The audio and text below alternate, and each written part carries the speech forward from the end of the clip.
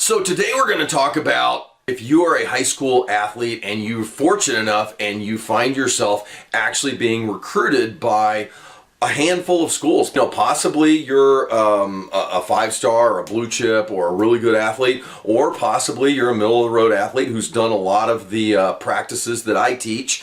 And again, you find yourself being recruited by many, many schools. And I will tell you, one of the things that I preach to my clients and the people that I work with, there is a mistake that I see a lot of young athletes make. And when I say young athletes, I mean young people in general. And so we're going to kind of dive into that today. But first, for those of you who don't know me, my name is Blake Starkey.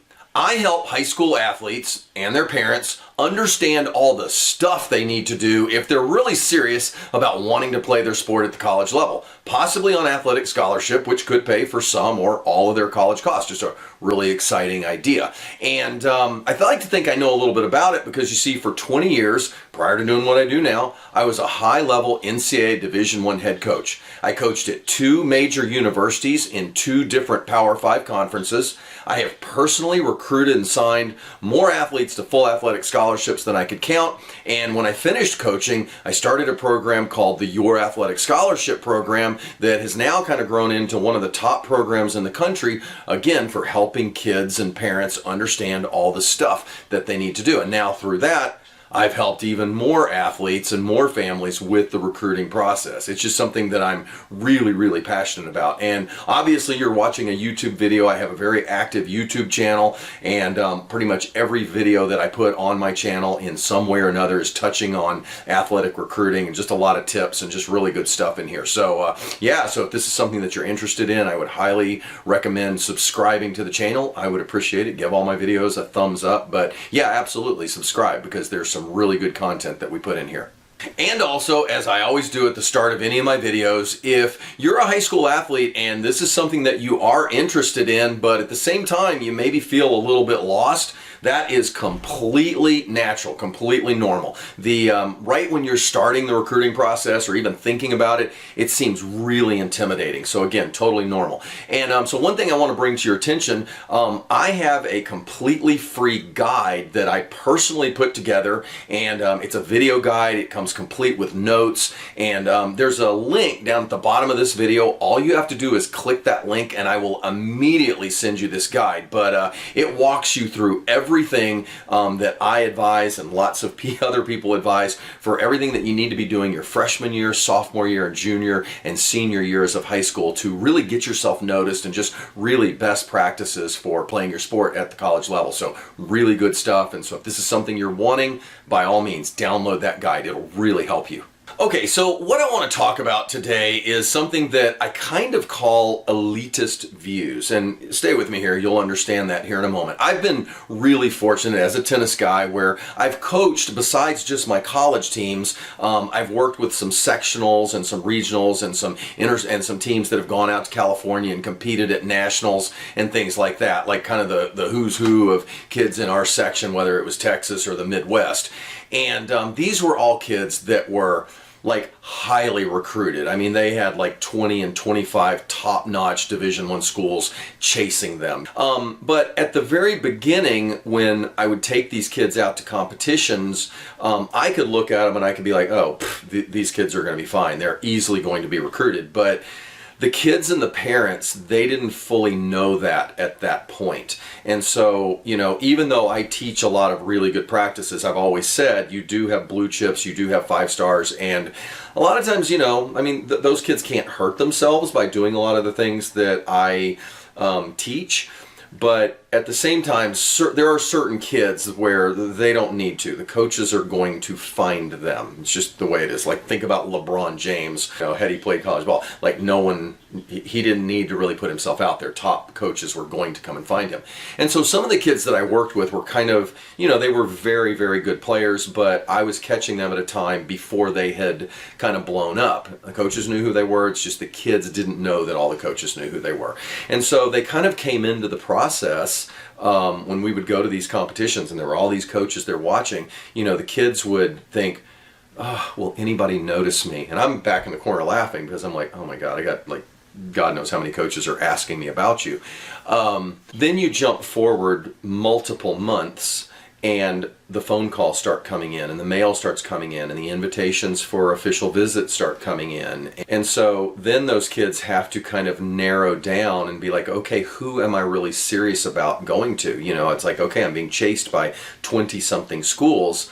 And again, you know, you can pick your sport, whether it's basketball, you may think in terms of AAU, or, you know, if it's football, you may think in terms of just like some of the elite football players and some of the elite competitions that they would go to, whether it's 5-on-5 or whatever. And so in tennis, the kids are going to the nationals. You know, they're going to the national hard courts in California, or they're going to the national clay courts, which was in Memphis, or they're going to top competitions down in Florida. And so at a later point, these kids become heavily recruited. And again, I'm talking about some of the top kids. Now they can take 5 official visits over 2 years, but back in the day, you could take 5 official visits just during 1 year, and then you would kind of pick what school. And so kids were very careful about where they took their visits to. And I'm talking sometimes the cream of the crop. I mean, there were kids, they were looking at Notre Dame, and this is in the tennis world, it may not be huge in your sport, but, you know, kids might be recruited by Florida, Notre Dame, Vanderbilt, UCLA, Stanford. And so here I am, you know, I'm at Missouri, and sometimes it was really hard for me to get a tennis kid who's looking at these top brow schools to come and take a peek at my school. And so sometimes as I was recruiting some of those kids would tell me, look, coach, love you, really like you, but you know, at the end of the day, I just don't see myself going to Missouri. And I got it. And so there's a very natural part where kids would cut certain schools out, and they would have other schools that, you know, they would focus on and take their 5 visits, and then they would take whatever made them was the best pick for them. That's where they would go. So what I'm talking about when I'm mentioning elitist views in the recruiting process. So earlier what I was describing is you know, these really special, highly nationally ranked kids that are they're going to be recruited by tons and tons of people. Well, let's go one level down below that, and you may have a lot of really solid high school, and I'm using my sport of tennis, you know, they play number 1 for their team, and they're very, very good, but, you know, they're not ranked whatever in the country or even in their own state, but they're still very good players. Well, a lot of these kids, they may start doing some of the things that I do, and they suddenly find themselves, like right at first, when the first coach kind of starts showing some interest, they're kind of excited, and then maybe a second coach, and they're kind of excited. But when this particular kid that I'm talking about, more the middle of the road athlete, no matter what sport they're in, if they do a really good job with some of the things that we talk about, and they actually find themselves recruited, and again, not everybody does this, but I have seen this so many times, they start bringing in these elitist views, and it's just like, I'm too good for that school. And you think the coach can't pick up that vibe? And so I'm going to give you a very real example. You know, earlier I was mentioning I'm at Missouri. Now, University of Missouri is an amazing university. Some of these Midwest schools like Kansas, I know as a Missouri guy I'm not supposed to say that, but because there's this big Mizzou-Kansas rivalry, but Kansas is a great school. Iowa State is a very, very good school. Oklahoma State. I mean, these are all large schools, but these are really, really good schools. And so it would happen all the time that I would be talking to a kid who wasn't the highest nationally ranked kid. And in my mind, I'm thinking, this kid should be looking me in the eye. This kid should be extremely happy that the university that I'm talking to them. And I'm aware that other schools are, but I can kind of look at the pecking order, and I can already see how this is going to shake out. And this kid, and I can't tell you how many times, and other coaches told me this as well. I had other coaches at other schools who would come over and be like, you would not believe this kid. And so there would be kids that would have almost this Heisman attitude, like, oh, I'm too good. And you could look at them and you could be like, certain schools that you're talking about, they're not going to be recruiting you. You don't know it yet, but they're just not. And I'm not being harsh, it's just a fact. And yet this kid was acting as if they invented the sport, and like, why am I even talking to you? And here's what happened was about 3 or 4 months later, when that kid finally figured out that, oh wow, all these 10 schools that I was so focused on, those coaches don't even know who I am. Oh wow, all of a sudden the University of Kansas is an amazing school and I'd be dying to go there. Or where I was, the University of Missouri is an amazing school and I would be dying to, that's like the best school that's recruiting me. And their problem was, yeah, and at one point I was talking to you, but you, whether you know it or not, you were kind of a brat. You came off kind of offensive. You had extremely elitist views, and you need to understand that the way I looked at my school was Notre Dame. My school was Stanford. My school was the best school. And yet you were talking to me as if I was like a third-class citizen. And sorry, you kind of turned me off and I moved on and I went and found other kids. And so then when you come back to me 3 months later, it's like, I've moved on. This is done. Now those kids might find a home, but it wasn't going to be with me. And so when I talk about elitist views, and here's the thing, because I was telling a friend of mine this the other day, and it wasn't about recruiting, it was more about relationship kind of stuff. But there's a really simple thing that I think you should keep in mind. Pay attention to who's paying attention to you. Pay attention to who's paying attention to you. Because at the end of the day, the people that are actually paying attention to you, that's where the action's going to actually happen for you later. Now, be nice, things may blow up for you and you may find yourself with a totally different set of schools, but don't turn anyone off in those initial phases. It is the biggest mistake because you don't have a crystal ball and you don't know how the future is going to play out. And so, I just wanted to throw a really quick video together where I was talking about what I call elitist views, because I think it is one of the biggest mistakes when, a junior in high school has these majorly elitist views. Now, there are certain kids, like I said, where they're maybe at the absolute top of the food chain. It's like, look, if you're 2 in the country in your sport and you're a blue chip and you've been getting bombed since the 8th grade with stuff, you probably have an idea that, okay, there's certain schools that are like at the tip top, and they may have already communicated to you, hey, we want you, we've got a scholarship waiting for you. Yeah, if you're that kid, you're going to already know this. And so I think it's actually humane to kind of cut some of these other schools loose and say, look, I appreciate it, but I already know where I'm going to be going to school. I had that happen. It was interesting, like when I was at Maryland, that eastern part of the country, a lot of the kids want to go to the Ivy League schools, and the Ivy Leagues didn't have true full scholarships. And it was always kind of weird. It's like you're trying to give this kid a full scholarship and they're going to say, no, we want to pay X number of thousands and thousands of dollars to either go to Harvard, Princeton, or Yale. But I get it. I mean, a Harvard, Princeton, Yale degree, and I totally get it. But I always appreciated, like I had a kid one time that I was recruiting and I was really, really wanted this kid to come and play for me. And the father called and said, look,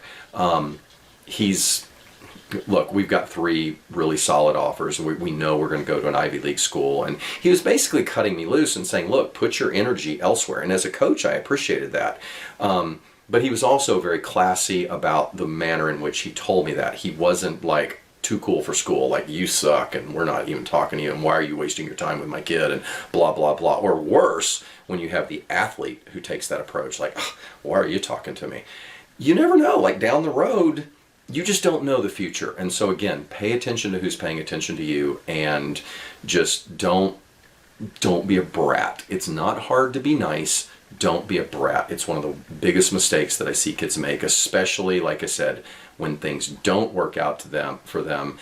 They have this picture when they're, I'm going to play for Florida, I'm going to play for LSU, or I'm going to play for UCLA, or I'm going to play for the University of Texas, or I don't know if I'll look at A&M or not. I don't know, A&M Texas, Are you freaking kidding me? A&M and Tech, these are amazing schools. Like, you're lucky that they're talking to you, so don't you dare.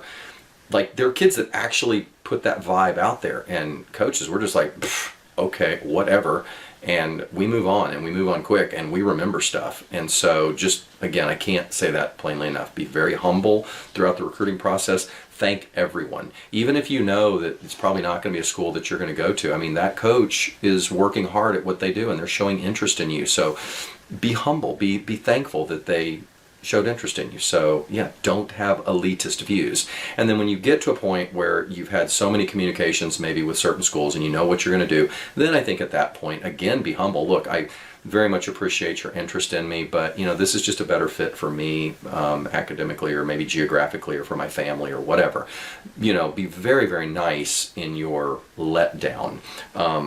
I sometimes could almost compare it to, back to the dating world. It's like you don't gain anything by being awful. Always be nice, always be nice, always be nice, always be classy.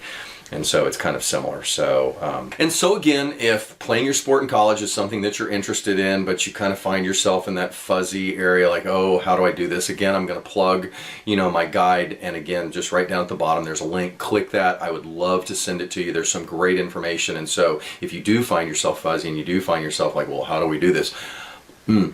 Arm yourself with information, and there's great information in that guide. It's a video guide, but it also has downloadable notes. You don't have to take notes or anything. It's great. So anyway, look, we will be turning around very quickly and having another discussion on college athletics. And again, if you're getting stuff out of this, please, by all means, give the video a like. Definitely give some consideration to hitting the subscribe button. But all we really talk about on this channel is athletics, college recruiting, athletic scholarships. So if that's stuff that you're interested in, by all means, click the subscribe. So we'll be turning around and having another chat on this soon. So want to wish you the absolute best of luck with everything that you're doing, your goals, your sport, academics, just all of it. And we'll be talking soon. Take care.